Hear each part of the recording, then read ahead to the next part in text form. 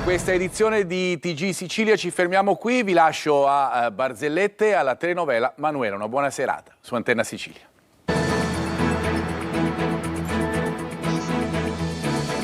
Entra nel mondo dell'informazione con l'app Sicilia Web. Resta sempre aggiornato con le news e le live in diretta.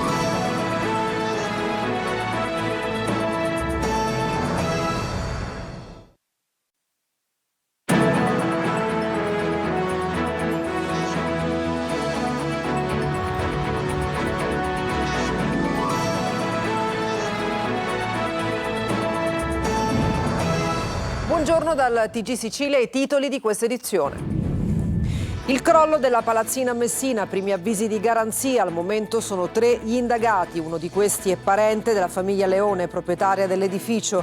Ieri pomeriggio è stato recuperato il corpo senza vita di Alessandra Frazzica, 3 ancora i dispersi.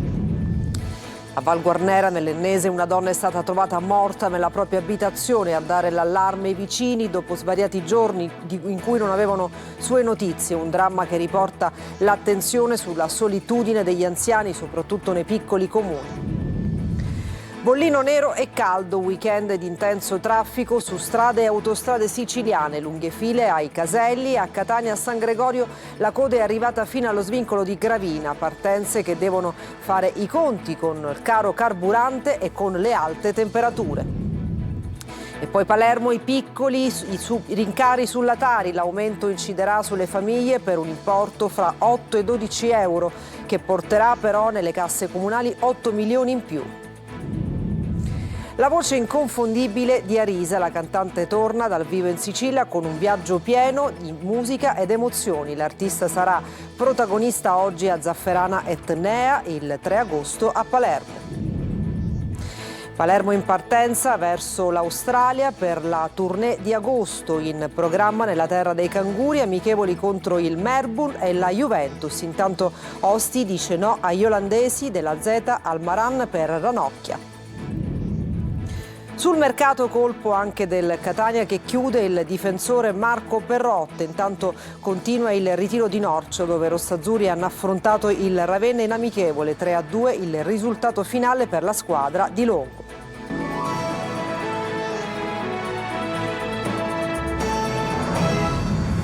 Dunque, bentrovati in apertura il palazzo crollato a Messina, primi avvisi di garanzia, al momento sono 3 gli indagati, uno di questi è parente della famiglia Leone, proprietaria dell'edificio. Ieri pomeriggio è stato recuperato il corpo senza vita di Alessandra Frazzica, 3 ancora i dispersi, il servizio di Tonino De Mano. Mentre si scava incessantemente si cercano i 3 dispersi del crollo della palazzina di Pistunina, arrivano i primi avvisi di garanzia. Al momento sono 3 gli indagati: Alessandro Panarello, commerciante che aveva preso in affitto dalla famiglia Leone il piano terra dell'edificio per la realizzazione di una macelleria, commissionando i lavori dei locali alla ditta di Pasquale Dalì, secondo indagato, e l'ingegnere Pietro Leone, direttore dei lavori e parente della famiglia proprietaria dello stabile. 2 componenti del nucleo familiare, Rosa e Carmelo, sono morti nel crollo. La terza vittima, Alessandra Frazzica, 21 anni, commessa dell'Emporio Cinese che si trovava al primo piano, è stata recuperata ieri pomeriggio.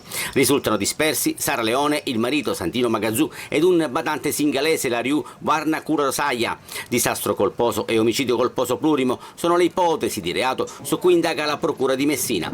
Il capo della protezione civile, Salvo Cocina, sembra avere le idee chiare. Le cause sono tutte da accertare e c'è il rispetto per tutte le operazioni. È chiaro che un edificio che dovrebbe essere antisismico in prima categoria, cioè costruito secondo le norme sismiche più severe, l'accelerazione più forte, non dovrebbe cadere da solo, per causa, a meno che ci siano state cause diverse. Restano 2 le priorità: completare la ricerca dei dispersi e fare piena luce sulle cause del crollo, un lavoro che procede in parallelo tra le macerie e negli uffici della procura per dare risposte ad una città sconvolta dalla tragedia.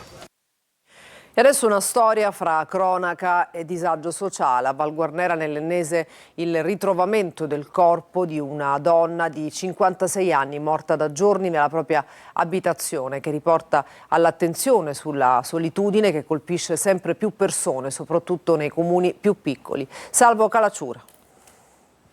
A Val Guarnera, piccolo comune di circa 7.000 abitanti nell'Ennese, una donna di 56 anni è stata trovata senza vita nella propria abitazione. Il corpo era in avanzato stato di decomposizione. A dare l'allarme sono stati i vicini di casa, preoccupati perché da giorni non la vedevano né avevano più sue notizie. Un dramma che si aggiunge ad altri 3 episodi analoghi verificatisi nello stesso comune negli ultimi 2 mesi, 2 dei quali nelle ultime 3 settimane. Una sequenza di casi che riporta l'attenzione su un fenomeno sempre più diffuso, la solitudine di anziani e persone fragili nei piccoli centri dell'entroterra, segnati da un crescente spopolamento. Disagio che ormai attanaglia un po' tutte le comunità, i piccoli paesi del sud Italia, perché a causa dello spopolamento ormai l'età della popolazione chiaramente si è innalzata, abbiamo molte persone anziane.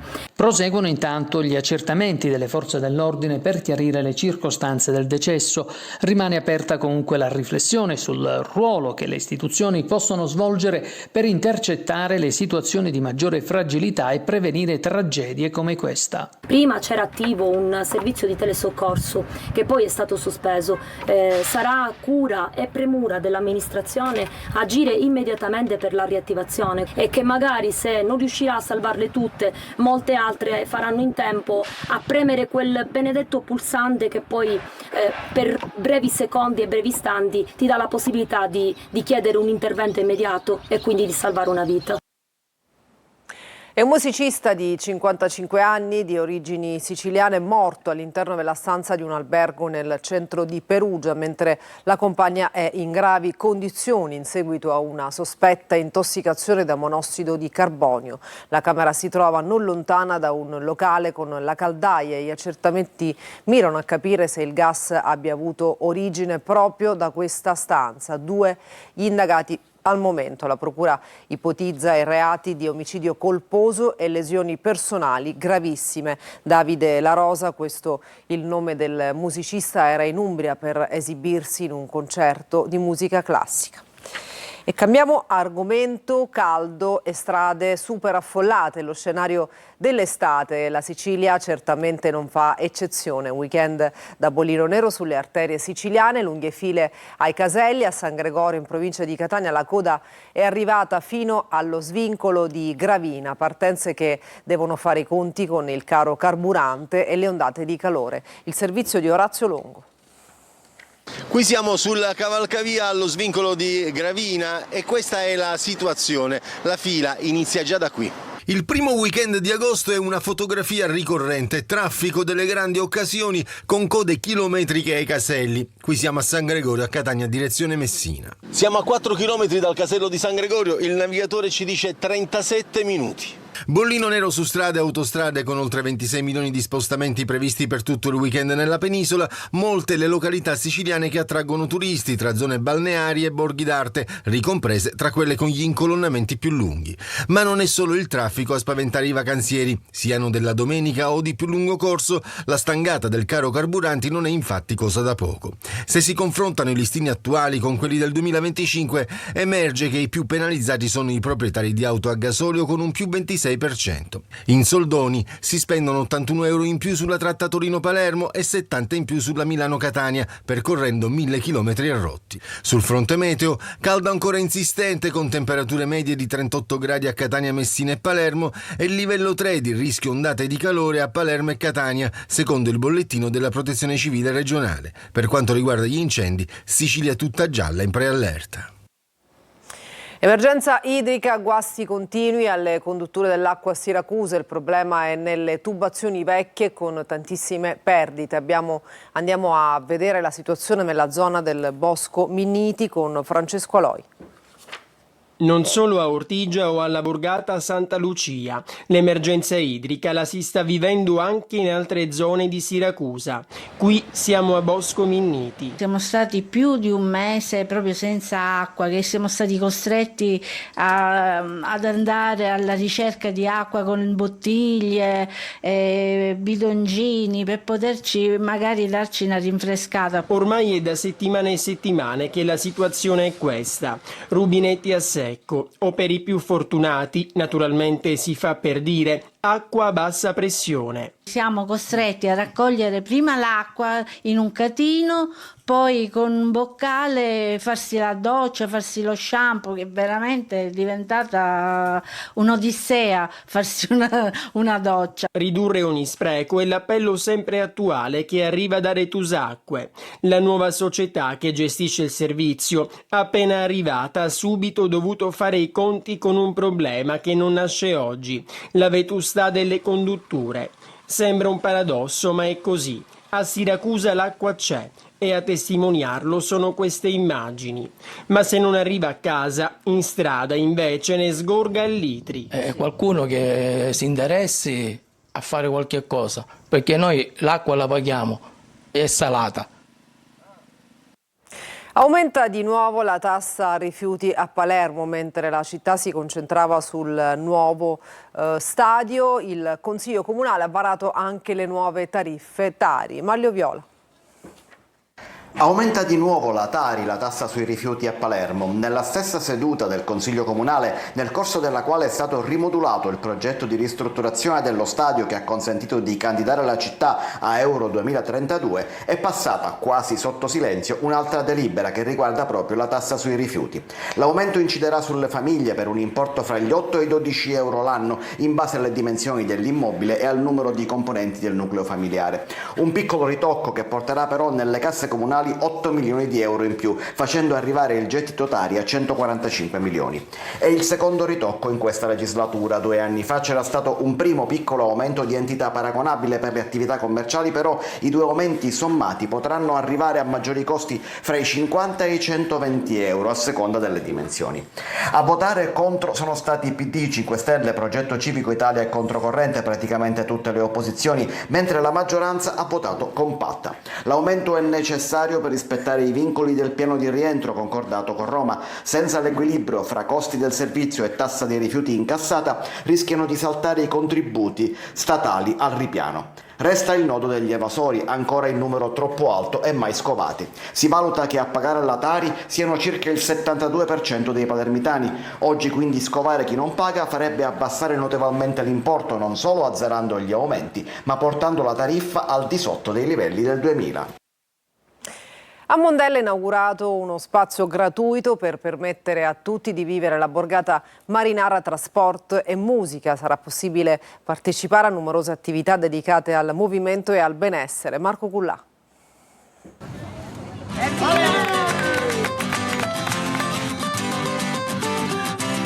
Non solo mare, Mondello apre il suo litorale anche ad altre attività. Fino al termine della stagione estiva uno spazio polivalente sarà aperto ai cittadini, turisti, famiglie e atleti, dove il mare diventa il punto di incontro tra sport, cultura, musica e intrattenimento. Uno spazio gratuito che potrà permettere di vivere la borgata marinara a 360 gradi. Mondello Sport Beach, un luogo dove i servizi incontrano la cultura di benessere. Finalmente un posto totalmente gratuito, aperto, dove chiunque può venire a godere dei servizi e soprattutto di un'area attrezzata dove poter far incontrare il benessere del proprio fisico insieme a tantissime attività.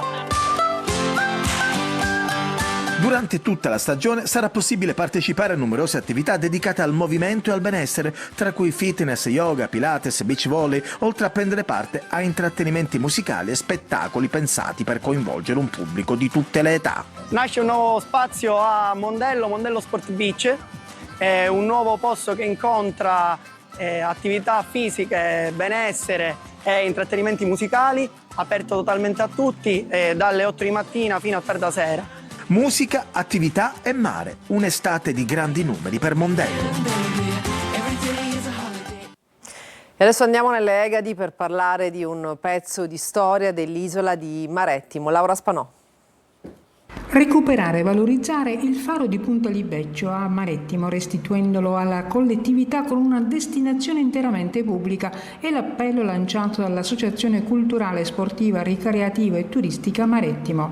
Salvare il faro di Punta Libeccio non è soltanto salvare un edificio di pietra, perché di fatto quel faro non è un edificio, quel faro è identità, patrimonio culturale è la storia importante di tutti i guardiani del faro che hanno accompagnato la storia di quest'isola. Un appello raccolto dal sindaco Giuseppe Pagotto anche nella veste di presidente dell'area marina protetta, che ha chiesto un intervento urgente agli organi preposti per il ripristino e la valorizzazione della storica struttura. Quello che chiediamo è la messa in sicurezza e soprattutto la cura, che è cura del patrimonio culturale e cura di uno dei luoghi più belli e suggestivi della costa ad ovest della nostra straordinaria isola di Marettimo. Il faro di Punta Libeccio possedeva la maggiore ottica. Quando era nel pieno delle sue funzioni, la sua luce arrivava fino a 36 miglia, illuminando il Mediterraneo. Si dice che la sua luce si incrociasse con quella del faro di Capobona a Tunisi, anzi, l'ultimo farista, Bonaventura Venza, raccontava che i due fari si baciassero. E adesso la voce inconfondibile di Arisa, che torna dal vivo in Sicilia con un viaggio musicale tra emozioni, ricordi e nuove sfumature artistiche. L'artista sarà protagonista oggi a Zafferana Etnea. Roberta Lunghi. E se potessi, io sarei lo scrigno dei pensieri con una mano. La voce inconfondibile, la capacità di emozionare e quel modo spontaneo e ironico di entrare subito in sintonia con il pubblico. Arisa è pronta a tornare dal vivo in Sicilia. L'artista salirà sul palco dell'Anfiteatro Falcone Borsellino di Zafferana Etnea per la rassegna Etna in Scena, in uno degli appuntamenti più attesi dell'estate, organizzati da Punto e a Capo.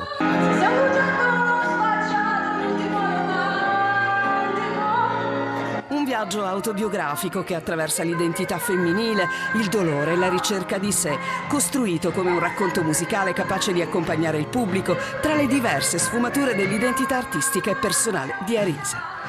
L'apertura del concerto è affidata proprio ai brani di Fotomosse, che segnano una nuova fase del percorso a controvento. Passando per Meraviglioso, Amore mio, il concerto si sviluppa come un percorso fatto di emozioni, sorrisi e momenti di partecipazione, con la magia in più delle note cantate ai piedi dell'Etna.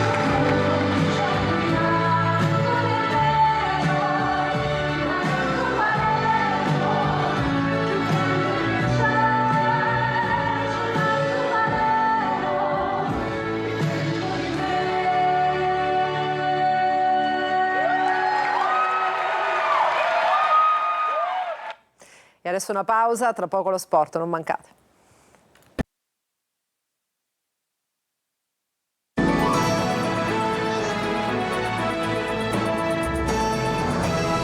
Bentornati al TG Sicilia, adesso lo sport. Palermo in partenza verso l'Australia per la tournée di agosto, in programma nella terra dei canguri, amichevoli contro il Melbourne e la Juventus. Intanto Osti dice no agli olandesi della Z Alkmaar per Ranocchia. Marco Gullà. Chiuso il sipario sul ritiro alpino di Santa Cristina Val Gardena, per il Palermo di Inzaghi è già tempo di allacciare le cinture verso un'altra avventura. La truppa rosanero in queste ore spicchierà il volo alla volta dell'Australia. Il programma della tournée australiana si preannuncia significativo. Il primo impegno, segnato in rosso sul calendario, è per il 7 agosto, quando andrà in scena la gara contro il Melbourne City, sfida tra consorelle del City Football Group, con in palio l'Anglo Palermitan Trophy. Il momento clou della spedizione arriverà però l'11 agosto, quando all'interno della manifestazione internazionale calcio italiano, che vedrà impegnate anche Milan e Inter, i ragazzi di Inzaghi incroceranno la Juventus. Sul mercato, dopo l'arrivo di Dominic Vavassori, il DS Osti lavora anche per un'alternativa a Poyampalo, tutto legato anche alla permanenza o no di Jérémy Ledoiron, ma sull'attaccante francese al momento c'è scarso interesse da parte di altre società. Il mercato del Palermo non riguarda soltanto gli acquisti. Dall'estero è arrivato un forte interesse per Filippo Ranocchia, finito nel mirino della Z Alkmaar. Il club olandese avrebbe presentato un'importante offerta alla società rosanero per assicurarsi il centrocampista, una proposta che almeno per il momento non ha scalfito la posizione del Palermo. La dirigenza siciliana infatti considera Ranocchia uno dei punti fermi della squadra e non avrebbe alcuna intenzione di privarsene. Catania e il mercato, il difensore Marco Perrotta è un nuovo colpo per la difesa del Catania, l'esordio in campionato domenica 23 agosto contro l'Inter Under 23. Sergio Colosi. Marco Perrotta, 32 anni e nuovo rinforzo per la difesa del Catania. Svincolato dal Padova ha raggiunto l'accordo con il club rossazzurro, porta solidità ed esperienza con 105 presenze in Serie B e 245 in C. Dopo Luperini le prossime risoluzioni consensuali del contratto potrebbero interessare Stoppa e Di Noia. Definita dalla Lega Calcio la programmazione delle gare in calendario dalla prima all'8ª giornata. Domenica 23 agosto alle ore 18 l'esordio in campionato del Catania al Massimino contro l'Inter Under 23. Impegni casalinghi in 3 delle prime 4 giornate. Gli etnei, dopo la trasferta a Monopoli di sabato 29 agosto alle 21, apriranno il mese di settembre con un doppio turno casalingo, lunedì 7 alle 20:30 contro il Cosenza e sabato 12 alle 18 con la Scafatese. Il primo incontro infrasettimanale del Catania sarà alla 5ª giornata, martedì 15 settembre alle 18:30, quando mister Longo ritroverà da ex il Picerno in trasferta. Alla 6ª, sabato 19 alle 20:30 al Massimino, arriverà la matricola Barletta, mentre alla 7ª, domenica 27 settembre alle 12:30, Casertana Catania. Sabato 3 ottobre alle 20:30, in occasione dell'8ª giornata, Longo ancora da ex ospiterà al Massimino il Crotone. E nel ritiro di Norce, rossazzurri hanno affrontato il Ravenna in un test amichevole, 3-2 il punteggio finale nel primo tempo, 1-1 con i gol di Spini per i romagnoli, pareggio di Corbari per gli etnei, nella ripresa le reti di Roffini e Liguori per il Catania, il 3-2 finale realizzato da Orellana. E per questa edizione è tutto, TG Sicilia torna alle 13:30, adesso la rassegna stampa curata oggi per noi da Marco Carli. Buona giornata.